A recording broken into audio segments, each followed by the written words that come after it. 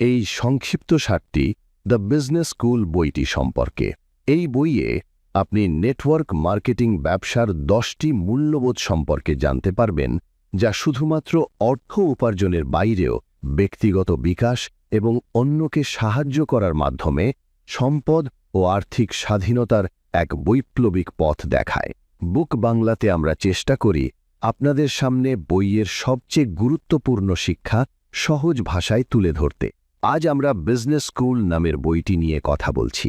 এই বইটি লিখেছেন পারভেজ।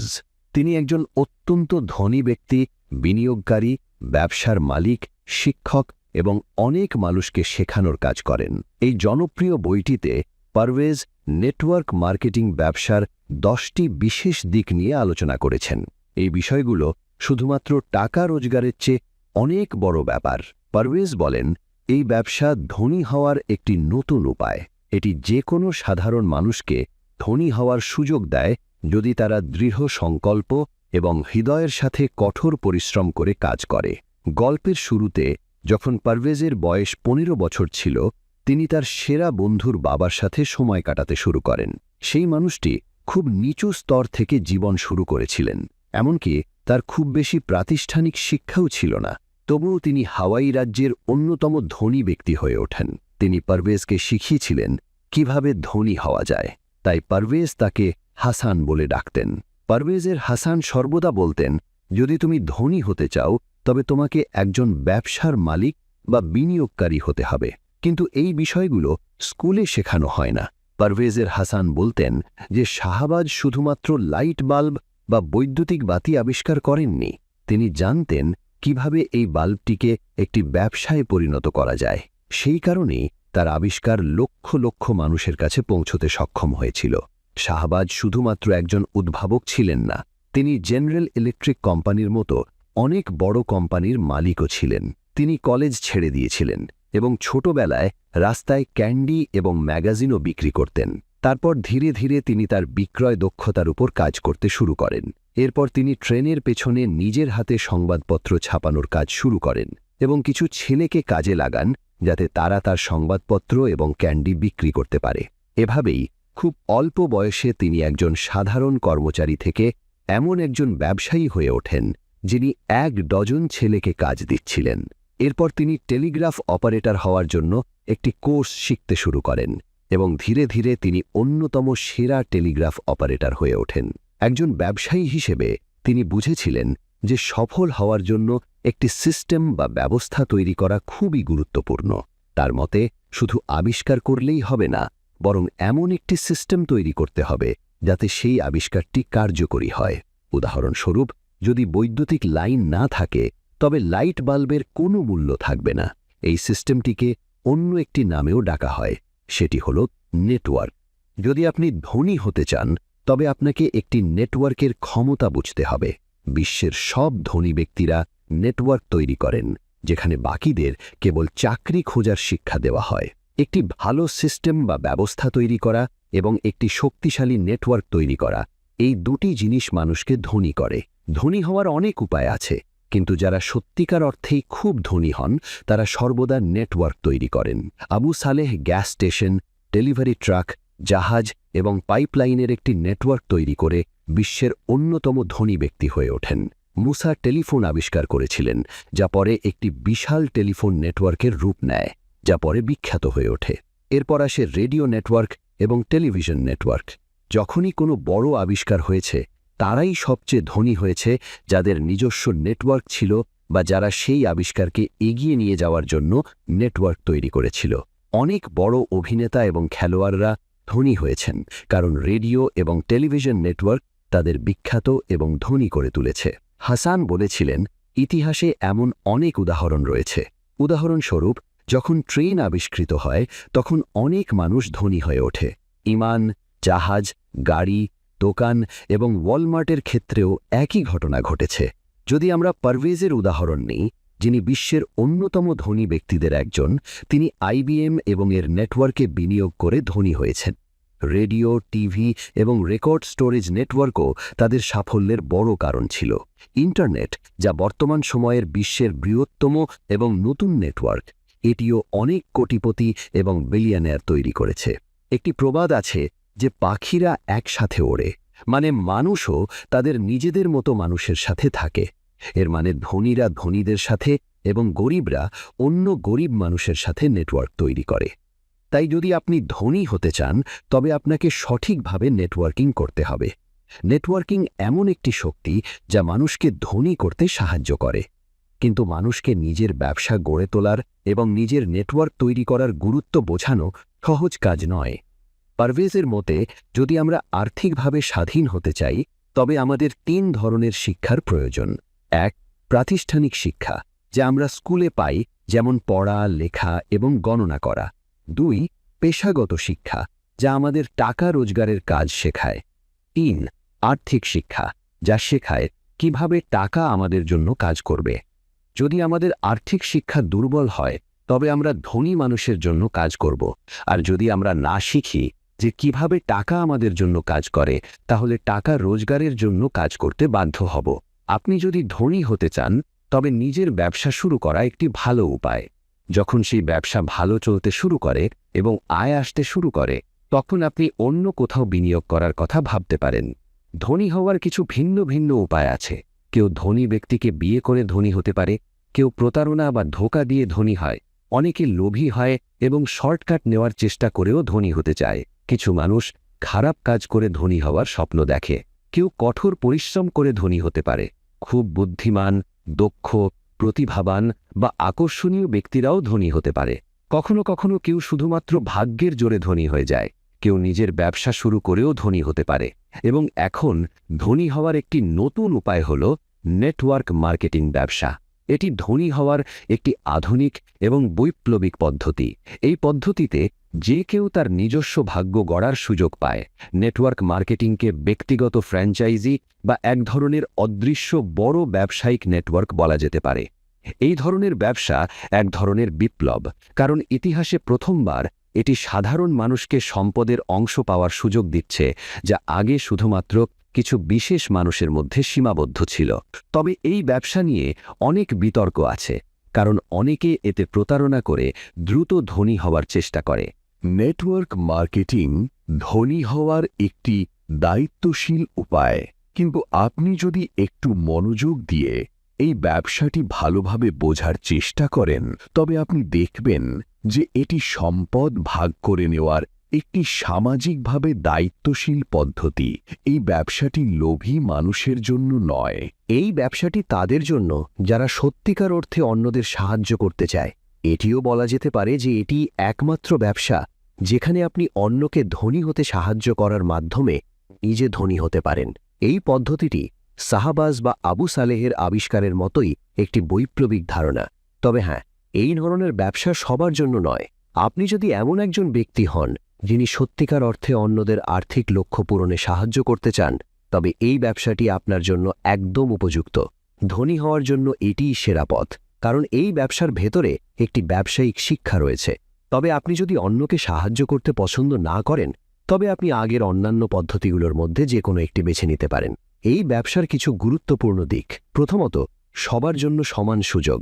পারভেজ বলেন যে 1990 সালে যখন তিনি খোলা মন নিয়ে এই শিল্প অর্থাৎ নেটওয়ার্ক মার্কেটিং সম্পর্কে জানতে শুরু করেন তখন তার দৃষ্টিভঙ্গি পরিবর্তন হতে শুরু করে।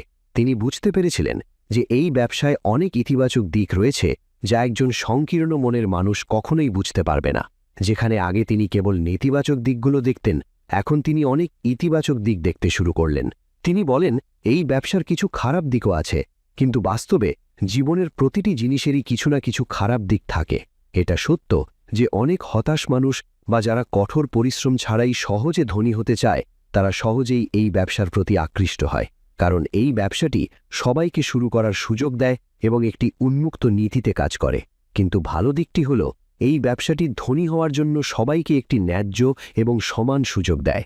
পারভেজ বলেন এটি প্রথম এমন ব্যবসা যেখানে তিনি মানুষের প্রতি গভীর মমতা এবং সহানুভূতি অনুভব করেছিলেন। তিনি এই ব্যবসাটিকে সমর্থন করেন কারণ কিছু কোম্পানি সত্যিকার অর্থে মমতার সাথে কাজ করে এবং কোম্পানিটি তাদের পাশেও দাঁড়ায় যারা এই ব্যবসায় অটল থাকে। কিছু ভালো নেটওয়ার্ক মার্কেটিং কোম্পানি সত্যিকার অর্থেই একটি সমান সুযোগ ভিত্তিক ব্যবসায়িক মডেল তৈরি করেছে। দ্বিতীয়ত, জীবন পরিবর্তনকারী ব্যবসায়িক শিক্ষা। পারভেজ বলছেন যে নেটওয়ার্ক মার্কেটিং ব্যবসায় অনেক বেশি উপার্জনের সম্ভাবনা রয়েছে, এতে কোনো সন্দেহ নেই। তবে তিনি কেবল অর্থ উপার্জনের জন্য এই ব্যবসার পরামর্শ দেন না। তার মতে এই ব্যবসার সবচেয়ে বড় গুণ হল শিক্ষার পদ্ধতি। একটি কোম্পানি কিভাবে অর্থ প্রদান করে এবং তাদের পণ্যগুলো কেমন তা দেখায় যে তারা আপনাকে শেখাতে বা প্রশিক্ষণ দিতে কতটা আগ্রহী। কেবল বইয়ের পড়াশোনা নয়, বরং দক্ষতা বা স্কিল মানুষকে ধনী করে। এই কারণেই পারভেজ এই বইটির নাম দিয়েছেন বিজনেস স্কুল, তাদের জন্য যারা মানুষকে উপকার করতে ভালোবাসেন। কারণ নেটওয়ার্ক মার্কেটিং এমন একটি ব্যবসা যা বাস্তব জীবনের স্কুলের মতো কাজ করে, যেখানে যারা উদ্যোক্তা হতে চান তারা বাস্তব জীবনের কাজ শেখেন।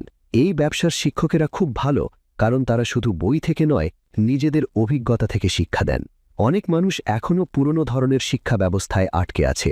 স্কুল আমাদের ভুল করতে নিষেধ করে, আর ভুল করতে না পারার এই ভয় অবশেষে ব্যর্থতার ভয়ে পরিণত হয়।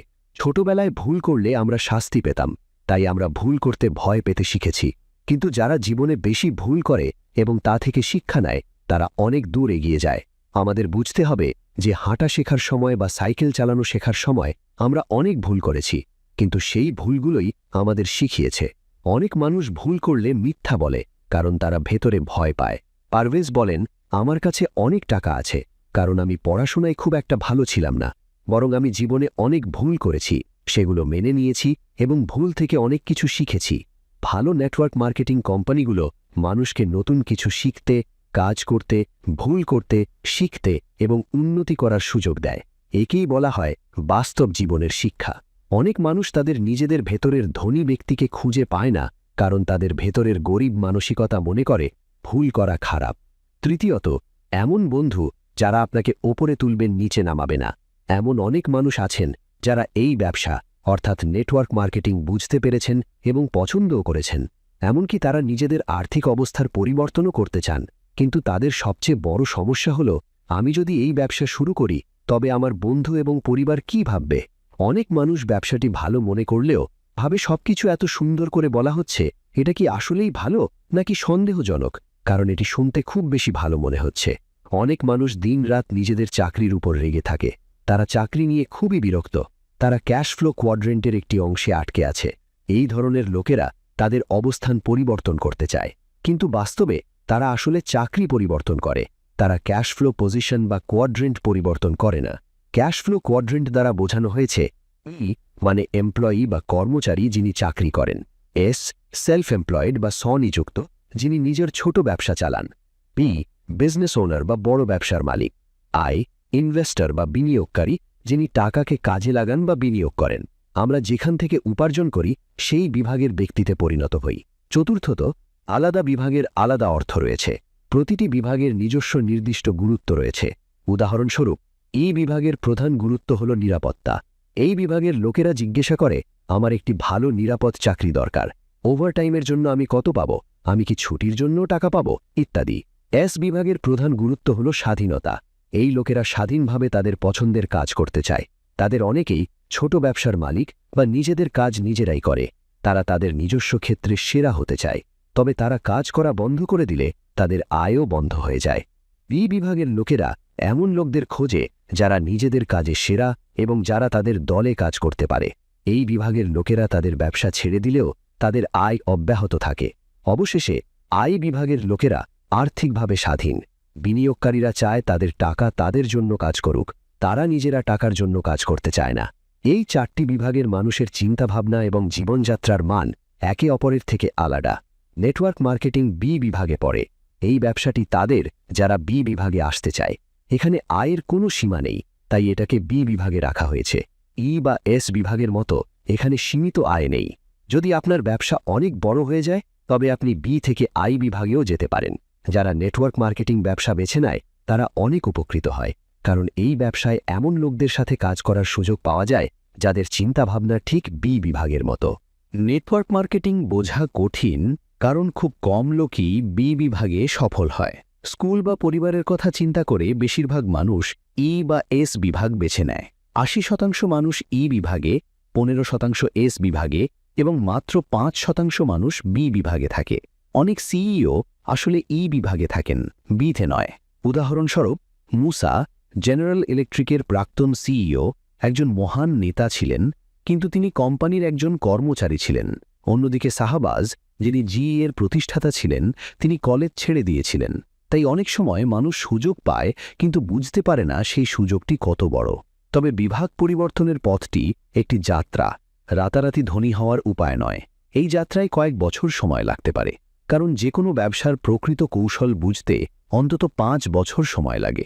অনেকে ফলাফল না পেয়ে শুরুতেই হাল ছেড়ে দেয়, কিন্তু যারা চালিয়ে যায় তারা ভুল করতেও প্রস্তুত থাকে এবং সেই ভুলগুলো থেকে শিক্ষা নিয়ে তারা এগিয়ে যায়। পঞ্চমত, একটি নেটওয়ার্কের মূল্য কী?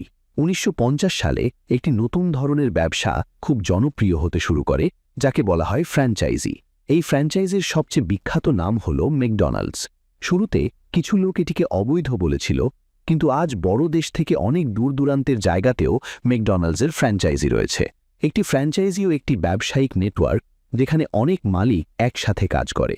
1970 সালে অন্য এক ধরনের ব্যবসায়িক নেটওয়ার্ক খুব দ্রুত জনপ্রিয় হয়ে ওঠে। আমরা আজ এই ব্যবসাটিকে নেটওয়ার্ক মার্কেটিং হিসেবে জানি। এই ব্যবসাটিও অনেক সমালোচনার সম্মুখীন হয়েছে, কিন্তু এটি ফ্র্যাঞ্চাইজি এবং প্রথাগত ব্যবসার চেয়ে অনেক দ্রুত বাড়ছে। অনেকেই ব্যবসার দ্রুত অগ্রগতি বুঝতে পারে না, কারণ এটি এমন এক ধরনের ব্যবসা যা চোখে দেখা যায় না। ম্যাকডোনাল্ডস বা স্টারবাকসের মতো বড় সাইনবোর্ড নেই, কারণ এটি ভার্চুয়াল বা অদৃশ্য। তাই যারা ব্যবসা করে না তারা বেশি সমালোচনা করে। এই ব্যবসায় আমাদের কাজ হলো অন্যদের আমাদের মতো করা, এবং যখন তারা আমাদের মতো হয়ে যায় তখন আমাদের আর্থিক মূল্য দ্বিগুণ হয়ে যায়। তাই এখানে করা কঠোর পরিশ্রমের সাফল্য ধাপে ধাপে নয়, বরং দ্রুত হয়।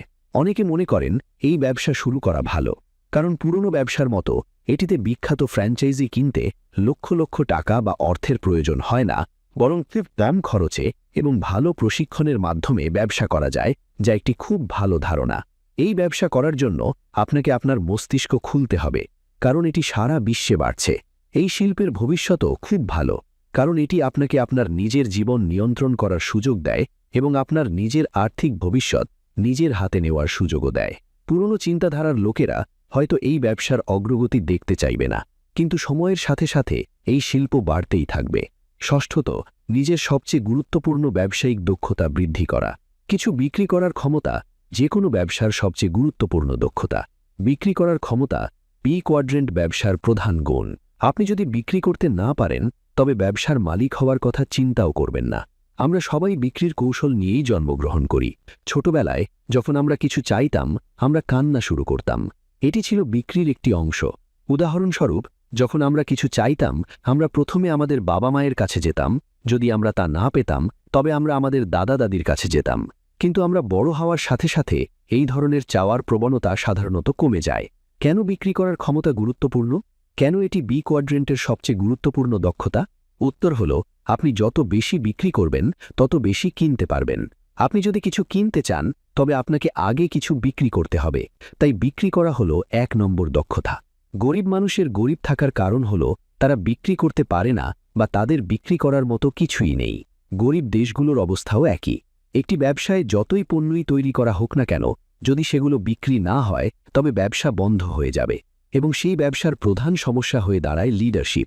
তারা বিক্রি করতে পারে না। অনেক মানুষ খুব স্মার্ট হলেও তাদের খারাপ যোগাযোগ দক্ষতার কারণে সামনে এগোতে পারে না। আমাদের জীবনের প্রতিটি ক্ষেত্রে বিক্রি আছে। পৃথিবী গরিব এবং অসফল মানুষে পূর্ণ, কারণ তারা নিজেদের কোথাও ভালোভাবে বিক্রি করতে পারেনি। তারা কথা বলতে পারে না, তারা ভয় কাটিয়ে উঠতে পারে না, এবং ব্যর্থতার পর তারা আবার উঠে দাঁড়াতে পারে না। আপনি যদি ব্যবসায়ী হতে চান, তবে আপনাকে আপনার বিক্রির দক্ষতা উন্নত করতে হবে, কারণ আপনি যত ভালো বিক্রি করবেন আপনি তত ধনী হবেন। প্রতিটি মানুষ কিছু না কিছু বিক্রি করে। আপনি যদি চাকরির জন্য আবেদন করেন, তবে আপনি আপনার কাজের দক্ষতা বিক্রি করেন।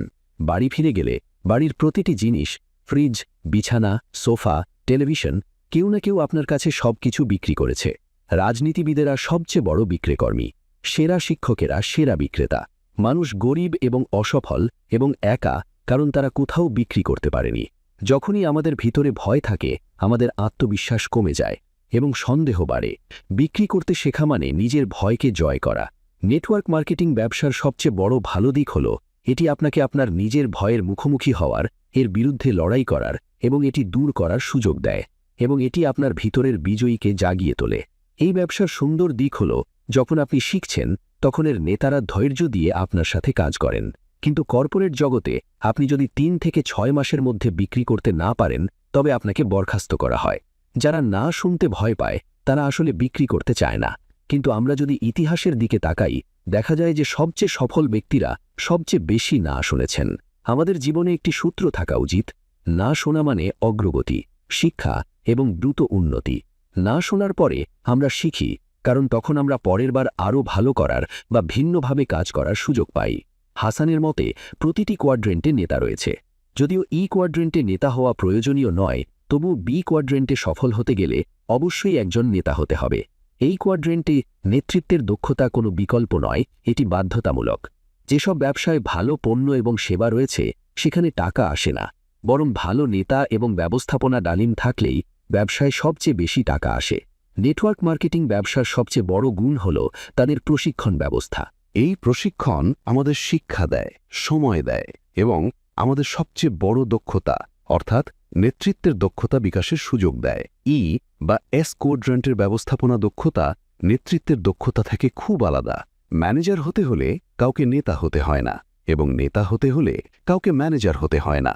কিছু নেটওয়ার্ক মার্কেটিং কোম্পানি চমৎকার ব্যবসা এবং নেতৃত্ব উন্নয়ন কর্মসূচি চালায় যা জীবন পরিবর্তন করে।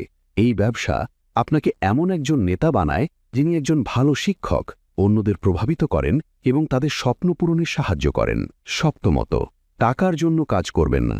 অনেকে টাকা পাওয়ার জন্য কাজ করে, সম্পদের জন্য নয়। সম্পদ কখনোই টাকা দিয়ে মাপা হয় না, বরং সময় দিয়ে মাপা হয়। ধরুন আপনার সঞ্চয় আছে 1000 টাকা এবং প্রতিদিনের খরচ 100 টাকা, তাহলে আপনার সম্পদ 10 দিনের। যদি খরচ 50 টাকা হয় তবে সম্পদ 20 দিনের। স্বাস্থ্য হোক বা সম্পদ, সবকিছুই সময়ের ওপর নির্ভর করে।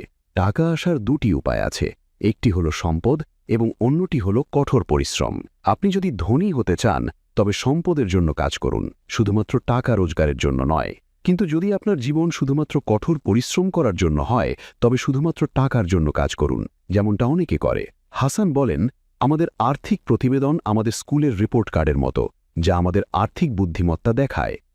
এবং কোয়াড্রেন্টের লোকেরা তাদের সম্পদ বাড়ানোর জন্য কাজ করে, শুধুমাত্র টাকার জন্য নয়। আর্থিক বুদ্ধিমত্তার জন্য আবেগীয় বুদ্ধিমত্তা বা ইমোশনাল ইন্টেলিজেন্স খুব গুরুত্বপূর্ণ। ধনী হওয়ার জন্য এটি প্রাতিষ্ঠানিক বুদ্ধিমত্তা বা মানসিক বুদ্ধিমত্তার চেয়েও বেশি প্রয়োজন। বেশি আবেগীয় বুদ্ধিমত্তা মানে বেশি আর্থিক বুদ্ধিমত্তা। আবু সালেহ বলেছেন, যে ব্যক্তি নিজের আবেগকে নিয়ন্ত্রণ করতে পারে না সে তার টাকাকে নিয়ন্ত্রণ করতে পারে না। নেটওয়ার্ক মার্কেটিং ব্যবসার একটি ভালো দিক হল এটি আপনার আবেগীয় বুদ্ধিমত্তা বাড়ায়। যখন আপনি এমন লোকদের সাথে ডিল করেন যারা হাল ছেড়ে দেয়, মিথ্যা বলে, তখন আপনি আপনার আবেগ নিয়ন্ত্রণ করতে শেখার সুযোগ পান। এটি আপনার ভয়, হতাশা এবং অধৈর্য কমায় এবং আপনি একজন ভালো মানুষ হয়ে ওঠেন। এই ব্যবসা আপনাকে মানুষের সাথে সহজে কথা বলতে শেখায় এবং তাদের আবেগ ভালোভাবে বুঝতে সাহায্য করে। যখন আপনি এই কাজটি ভালোভাবে করতে শুরু করেন তখন আপনার ব্যবসাও বড় হয়। আপনার যদি ধৈর্য থাকে তবে আপনি একজন ভালো বিনিয়োগকারী হতে পারেন। আপনি যদি আপনার অবসর সময় আগামী 3 থেকে 5 বছর ধরে ব্যবসা করেন তবে আপনার আর্থিক ভবিষ্যৎ তাদের চেয়ে ভালো হবে যারা কেবল চাকরি বা মিউচুয়াল ফান্ডে টাকা রাখে। অষ্টমত, নিজের স্বপ্নে জীবনযাপন করা।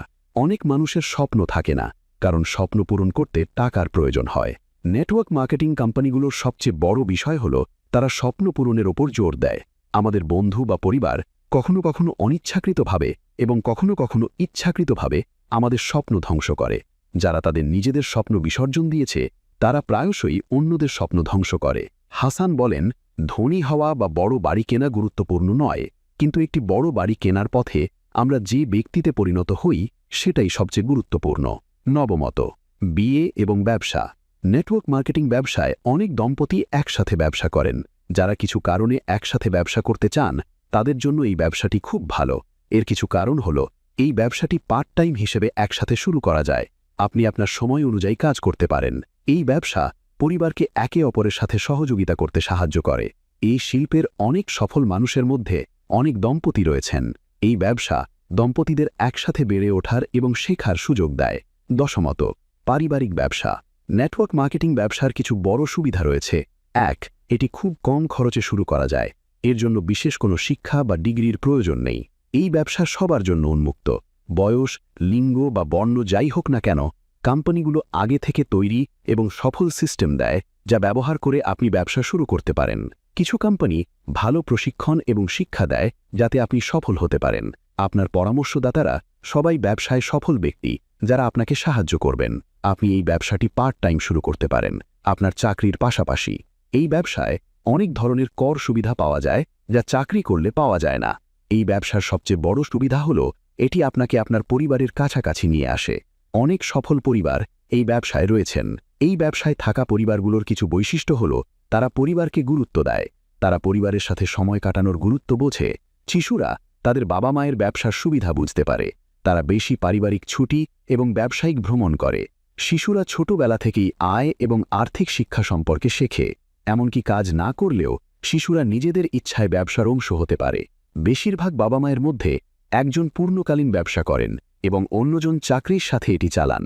এই ব্যবসার এই প্রকৃতি পারিবারিক ঐক্য এবং বন্ধন বাড়ায়। নেটওয়ার্ক মার্কেটিং ব্যবসার সবচেয়ে বড় উপহার হল আমরা এই ব্যবসা কেবল নিজেদের জন্য নয় বরং পরিবারকে সাথে নিয়ে করতে পারি। আমরা যত বেশি সফল হব আমরা পরিবারের সাথে সময় কাটানোর তত বেশি সুযোগ এবং স্বাধীনতা পাব। সংক্ষেপে, এই অডিও বুকটি নেটওয়ার্ক মার্কেটিংয়ের 10টি মূল্যবোধ ব্যাখ্যা করেছে এবং তুলে ধরেছে কিভাবে এটি সমান সুযোগ, জীবন পরিবর্তনকারী শিক্ষা এবং আর্থিক স্বাধীনতা অর্জনের জন্য নেটওয়ার্কের শক্তি প্রদান করে। এটি প্রকৃত সম্পদের মূল উপাদান হিসেবে ব্যক্তিগত বিকাশ, নেতৃত্ব এবং পারিবারিক সম্পৃক্ততার ওপর জোর দিয়েছে। এই ছিল বইয়ের মূল শিক্ষা। আরও বইয়ের সংক্ষিপ্তাসার পেতে চোখ রাখুন বুক বাংলাতে।